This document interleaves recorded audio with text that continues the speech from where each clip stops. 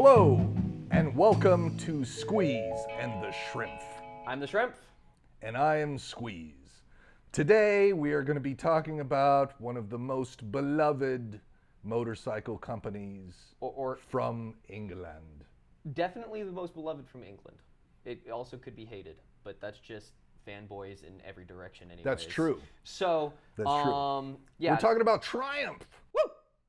Triumph motorcycles.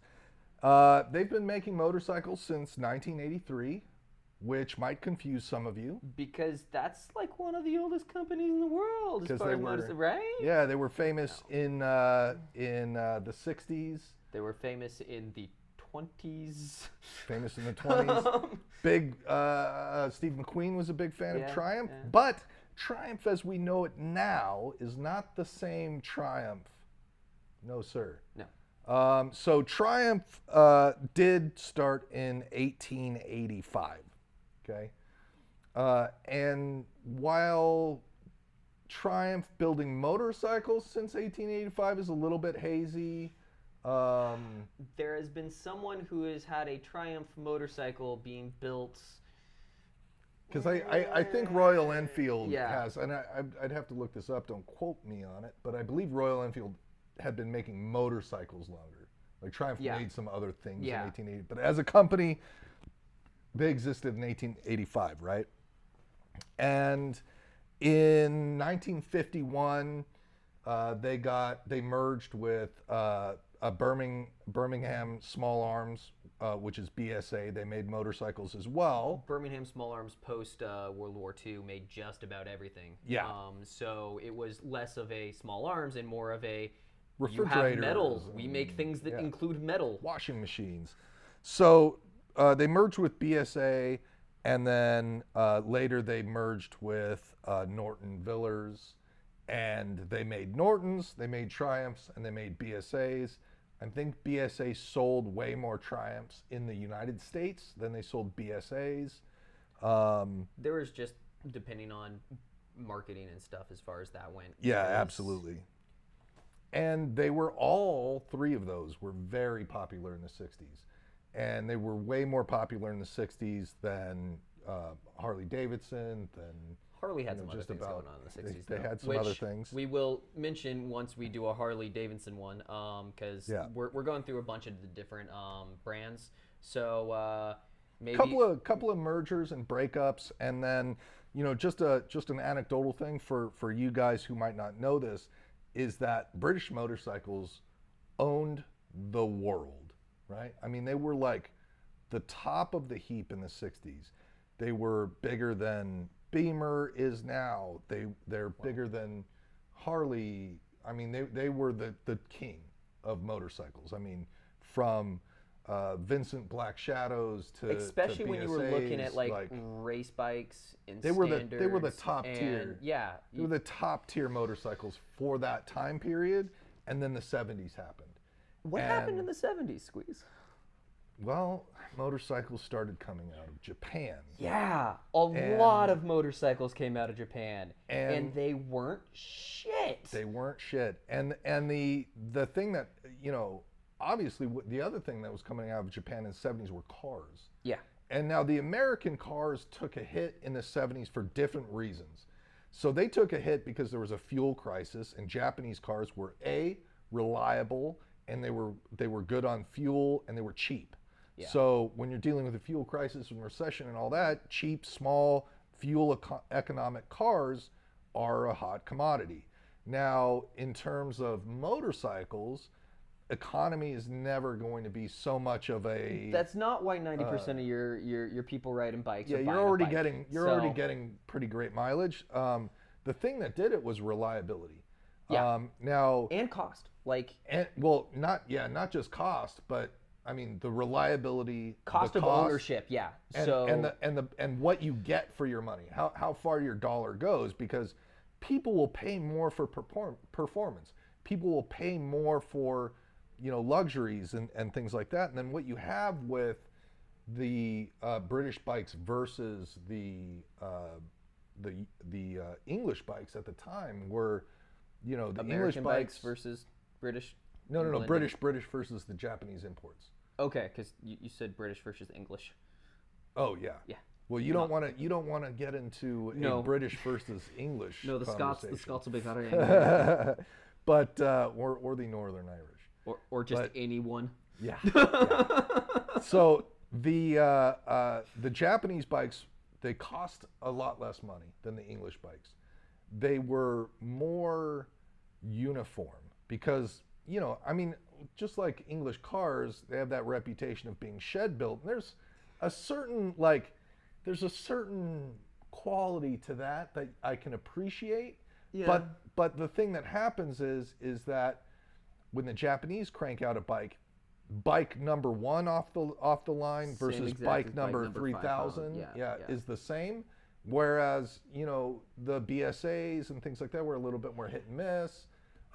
If your thing built in a shed is a one-off that is cool and unique and all of that, that's what you're looking for from, you know, a guy in a shed.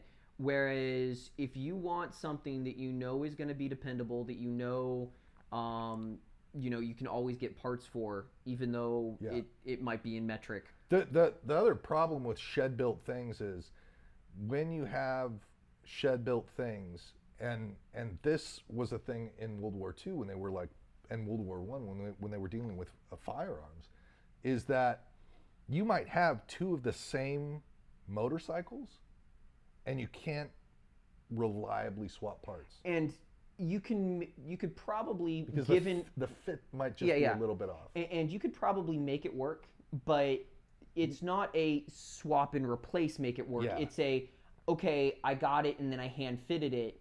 That made it work. Yeah, it technically works, but if you weren't a home mechanic, with like an array of tools and like taps and things like that, you might need to go to a guy who can help you fit that new part to your bike. And that's less of.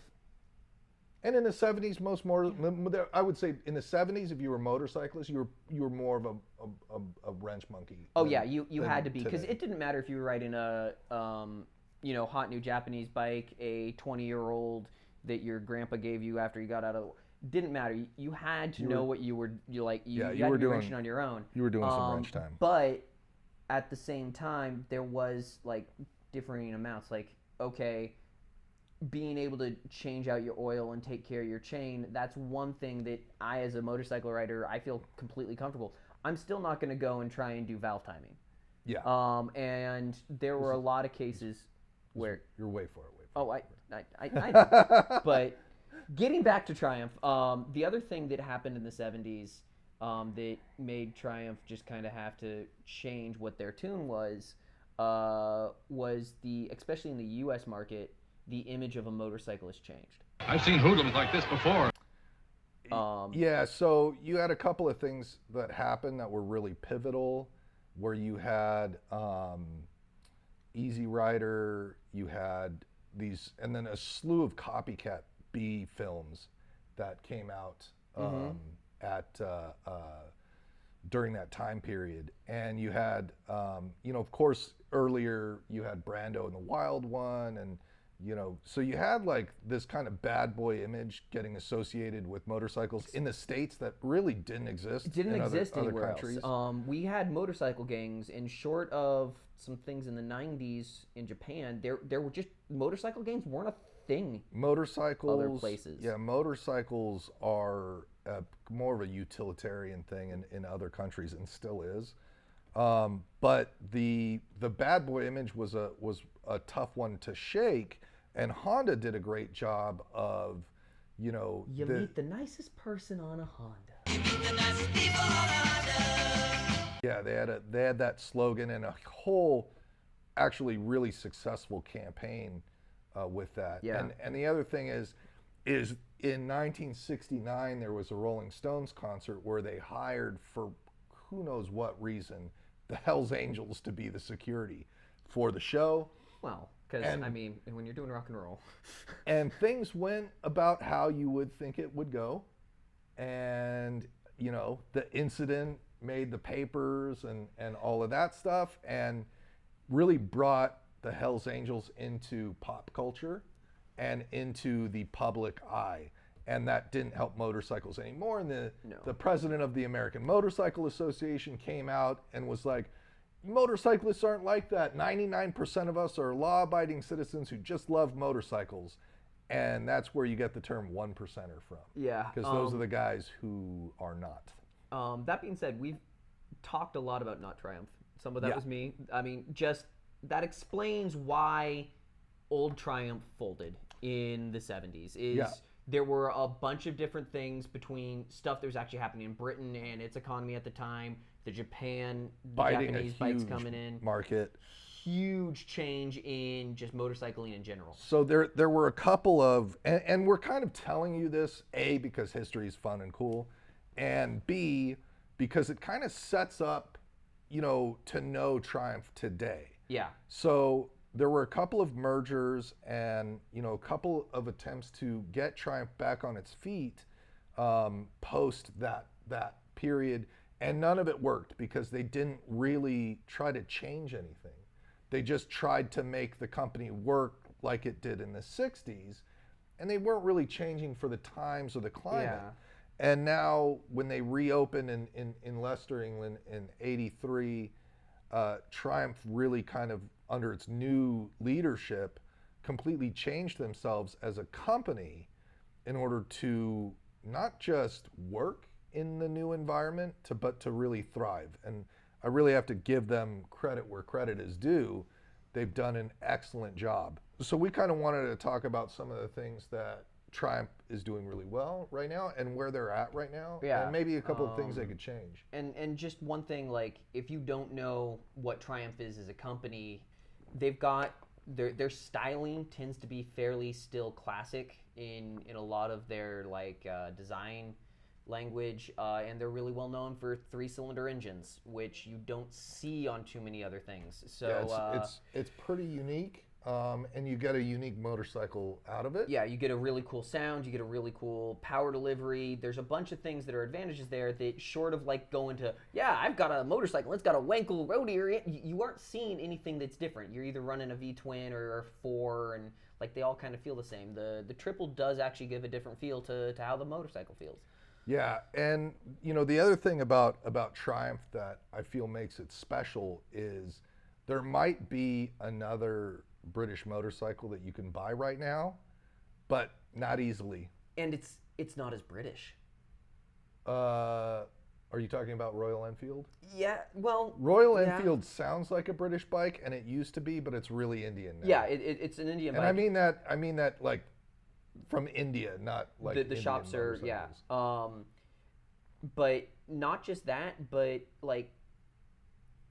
the Thruxton still comes with the Union Jack that you can put on the side of the tank. I mean, there's pieces of the Union Jack in their new logo too. Yeah, but, so there's. I mean, with Norton being in the trouble that it's in, and if you're interested in that's another hearing episode. about that, it is another episode. But if you want to Google it, basically, the gentleman who owns Norton is a very bad boy, and he's in a lot of trouble. We will find out shortly how much trouble in the number of zeros. If he ever comes to court, because he's been not doing that. No, which might also mean that he's coming to court in number of zeros between his hands. Yeah, so you're not buying a new Norton bike. Not right you now. You can buy a new Triumph that is A, made well. Yeah. Not made in a shed.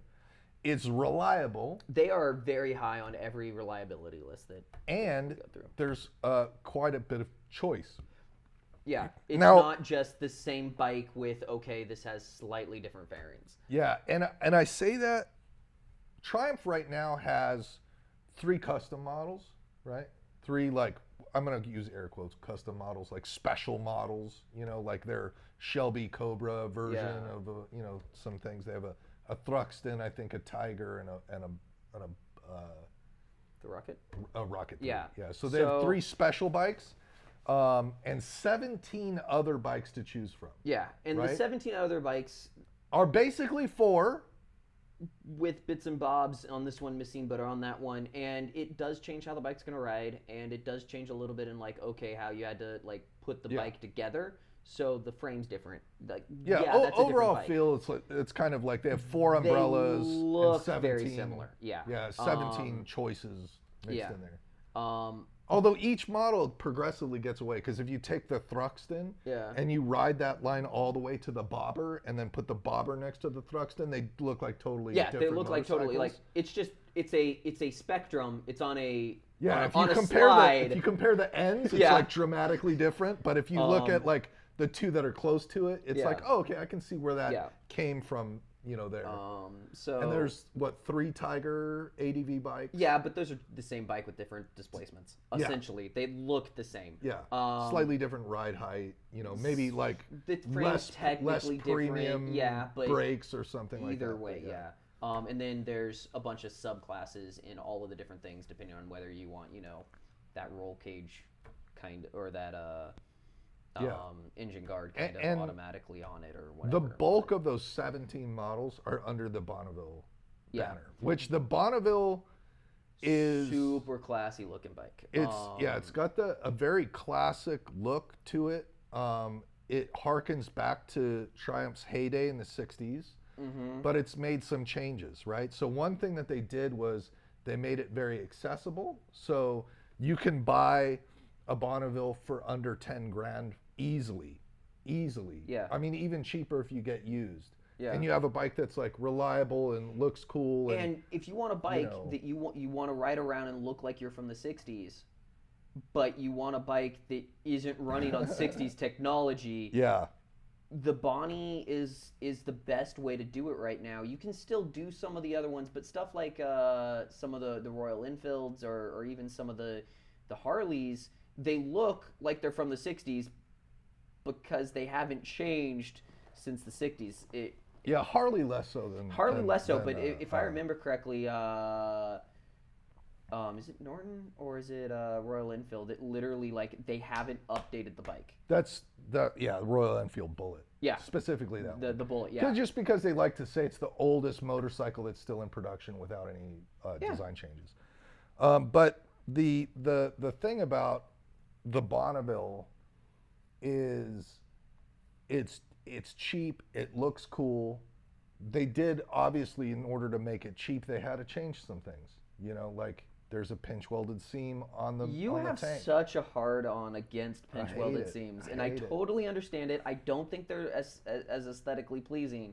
But It's not a big deal, but it is a thing. Yeah. You know what I mean? Like if I had $10,000 to buy a motorcycle and I wanted a Bonneville, I'm not going to lament over it, but I am But going to. you might go. The first thing I'm going to change is I'm going to buy. I'm going to be like putting my money in the milk jar for a new tank, but. And that's one of the lovely things about motorcycling in general, but especially when you have a company that is built up and has something that's been going. I think this Bonneville has been around, like this model series has been around for 4 or 5 years at this point. For quite a bit. You can get add-on parts for Triumphs, and they're not gonna necessarily break your bank, or you have to go to a one-off shop kind of a thing. There's add-on market to it. There is, and they're popular with youngsters, I think, because they're cheap, And I mean, if you're a college kid, you're probably not going to be dropping 20 grand on a motorcycle. The other thing is I wouldn't call them cheap. They're inexpensive. You get a really quality bike even on their cheap bikes. Yeah. I mean, by cheap, I mean like not. I'm obviously I'm comparing that to like $20,000. Yeah, bikes, like. It's not a super sport, a BMW or, GSA or something. $10,000, but there's probably now people like fucking with their Cheeto fingers, gonna be burning me at the stakes because I said I'm calling a $9,000 bike cheap, but put that up against a car. Well, find the cheapest car that you can buy that's reliable and brand new. Brand new was the thing I was about to say. Yeah, we can go cheaper if we don't want to go brand new. Or something that you're not going to take on the highway, right? Because there's like plenty of like 250s, 300s. Yeah, you can get a 250, not take it on the highway. You can buy a bike off Amazon, as links will show you, and I'm not going to trust my bike nearly as much unless there's certain things I'm looking for. For like $9 grand, if you have decent credit and like $1,000 down payment, you're going to get something that's going to be far less than your car payment. And granted, these are two guys who mostly commute on motorcycles, so we kind of tend to skew that perspective of when we're looking at a motorcycle.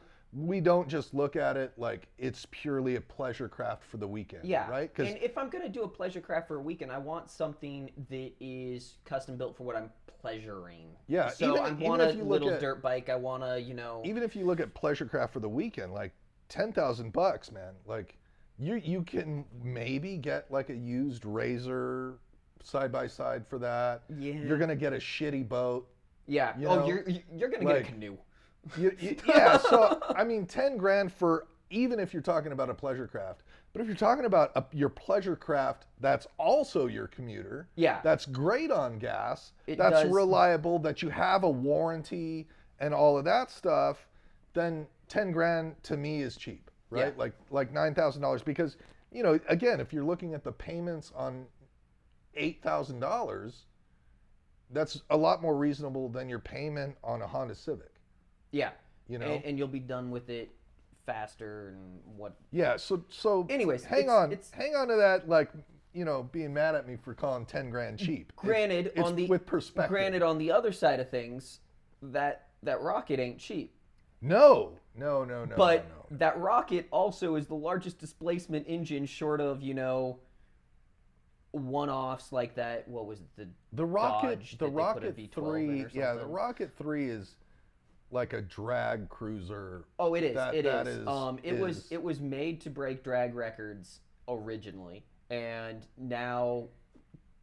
And it's an exercise in excess and ridiculousness, Which and is so good. I love it for that, just because it's like, man, you know, if I just love that kooky shit exists. I don't know that I would own a Rocket 3. If I but had I'm infinite really... garage space, I'd probably, get one, take it out once in a while. It'd be my thing that I'd be like, I definitely have a bike that is larger than you are, Mr. 5,000-pound man who says he'll never be able to fit. I definitely have one that'll fit you. Yeah. But at the same time, like, there are a lot of people who are just going to send that right up a flagpole. Yeah. Because that thing is stupid. I mean, powerful. it's a, you know, there's a, and we'll be doing some videos on like the different classes of bikes, and you know, the Rocket 3 is under the cruiser umbrella, but within the cruiser, It's vaguely under the cruiser umbrella. it's definitely a cruiser. Yeah, it's no, it under the is. cruiser umbrella, but it's in the subcategory of muscle cruiser. Yeah. Right. Yeah. So I would compare, if it was a car, right? If you're watching this, you're more familiar with cars. I would more compare that to the Dodge Demon version of the Challenger. I'd probably say, so that's a Challenger, and you can take your other muscle cars and be like, okay, that's the Ford. So you're Well, the Challenger Demon in specific was designed for drag racing. Yeah. Right? It's designed for a straight line. Like, you're not going to be fucking cornering in a Rocket. No, you're not gonna be trying to cut the twisties in it. And if you do, you're gonna slow down significantly more, but you got a lot of getting out of that corner. Yeah. Yeah. And, you know, it's, again, I love that it exists because I love things that are different. Me too. And one of the things that I think that Triumph did right was they recently scrapped the Triumph America, right? Which, as the name suggests, it was a bike they made for the American market, and it was a Harley clone. Yeah. It was basically a Dyna clone. Be your own thing. Yeah. And considering Triumph, at least the name, and in the zeitgeist of the public eye, they've been around since the 1800s. Make that Bonnie sing. Do the Thruxton, do it better. Yeah. You don't need to try and copy a different company that already has that market share. Yeah, they make cruisery Bonnies that have their own kind of personality and flavor. And the Rocket 3 is an original thing. I mean, why are you going to compete with Harley when you can have your own thing that doesn't compete with it? Totally compete with Harley as far as like who sells more motorcycles, but your styling is what we're talking about. Adding more choice to the market, more varied choice to the market. It's kind of like if you had, if you went to the you know, fast food place, and there's the soda pop machine. Yeah. If they were all colas but just different brands, it would Yeah. suck, right? I'd much Like rather I have. might never drink like fucking grape Fanta, you know, but I like that it's there, man. Because if you just want to taste a grape in you just. Or you know, like what if you don't like cola, right? Like I like that the grape is there for a fellow who likes grape. I'm not a fan of it's purple, but But you know, what I mean. Or totally, orange Fanta and or I whatever. totally agree with you. So they have been doing a little bit better on that.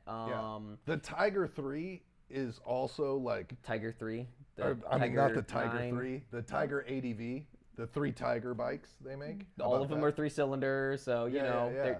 you at least got numbers correct. Yeah. So the 3 Tiger ADV bikes that they make too, those again are pretty like, they have features that you won't see on the KTM. They have features you won't see on the metric ADV bikes.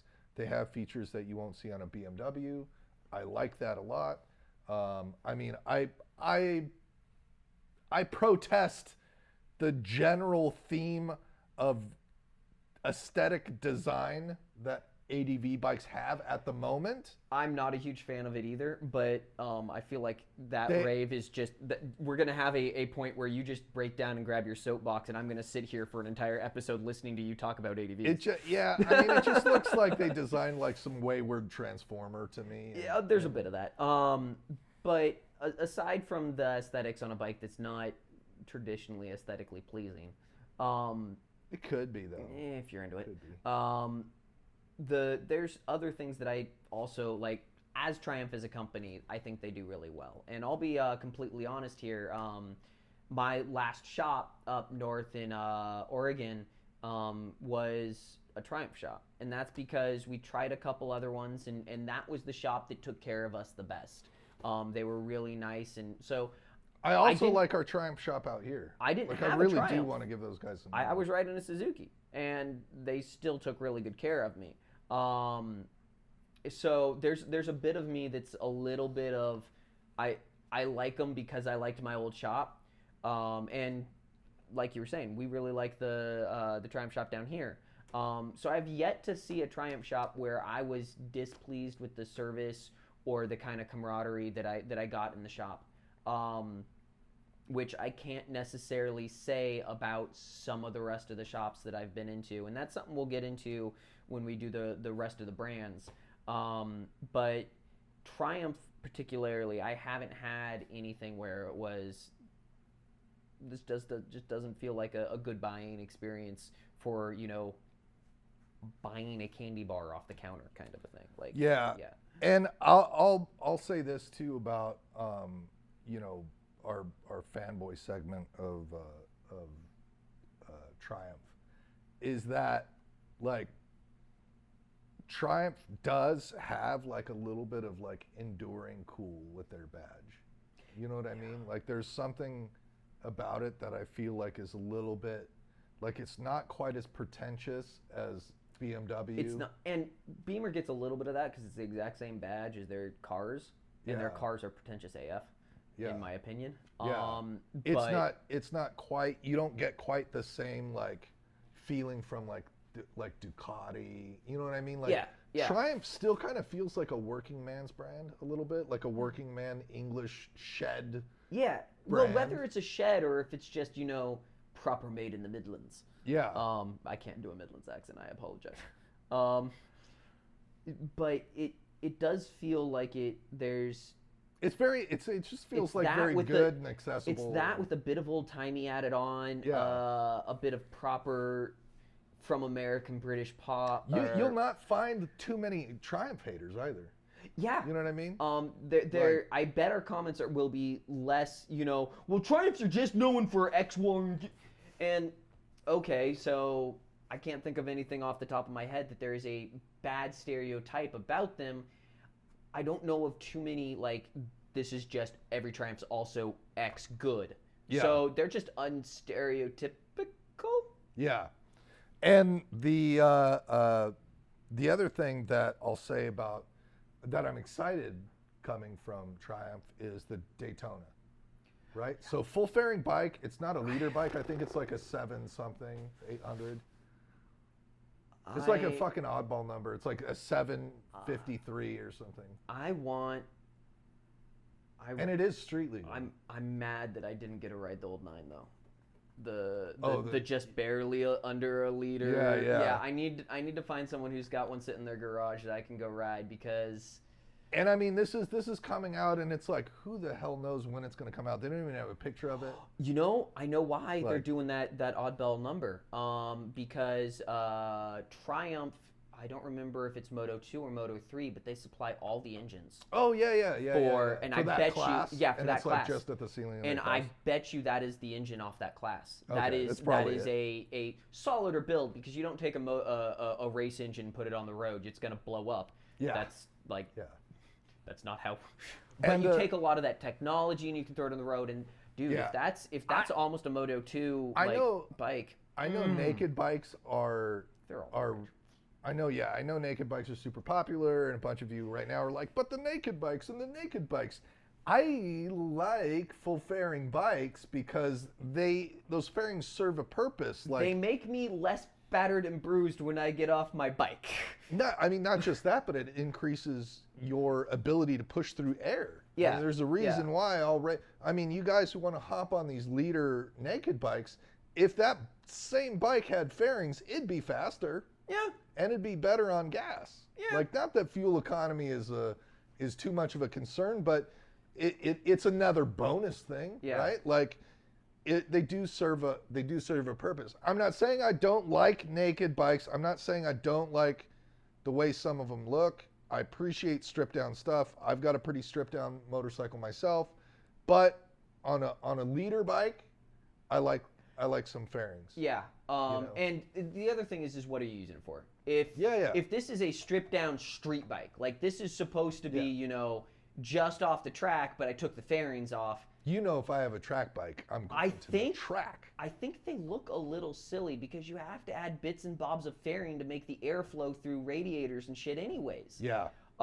Whereas a lot like the, the street triple and the speed triple, there's enough fairings on there that they look like they're naked in the sense of they don't have the full front fairing for the lights and the windscreen, but there's enough fairing, cowling and stuff on. It just looks like incomplete.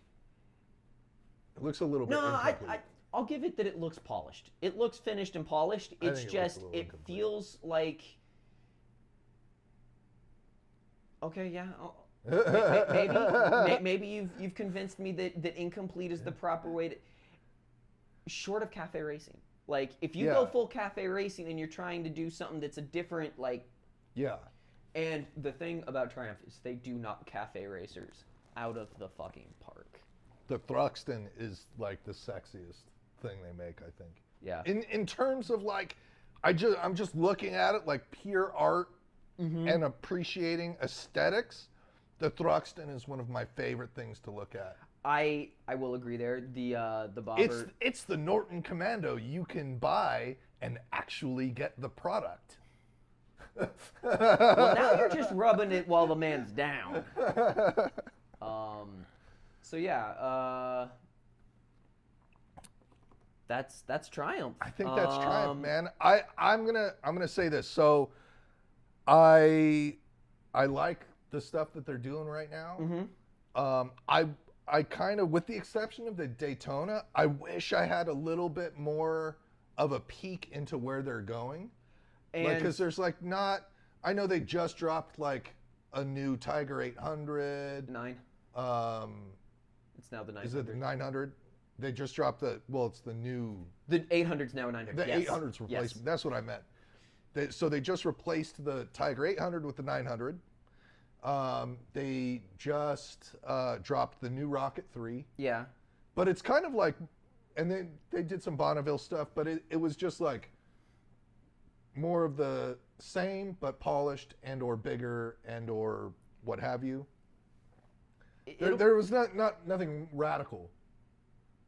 I don't think we're gonna see anything radical that has the same it's definitely going to be something that's different. It's not going to be, okay, here's our new Speed 3.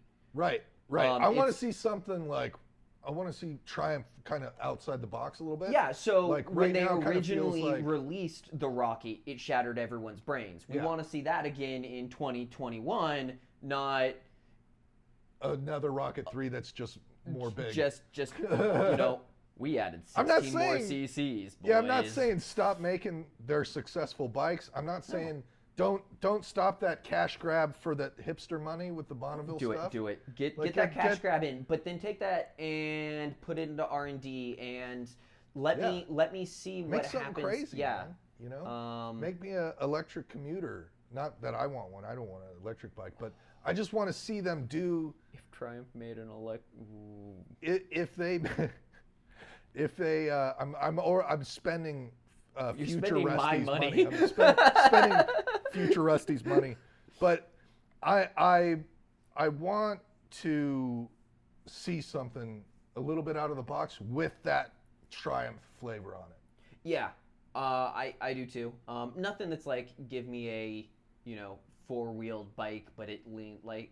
Yeah, but I do urge you guys to go out there to your local Triumph dealership and ride some of those bikes. Yeah. They're generally pretty nice blokes, and none of those bikes, even if they're not for you, they're not going to be a bad time to sit on. Yeah. Aside from that, just like the rest of their equipment stuff, I have yet to see a Triumph thing that I didn't be like, that money is bad money spent. Yeah. So you might like some of their other stuff.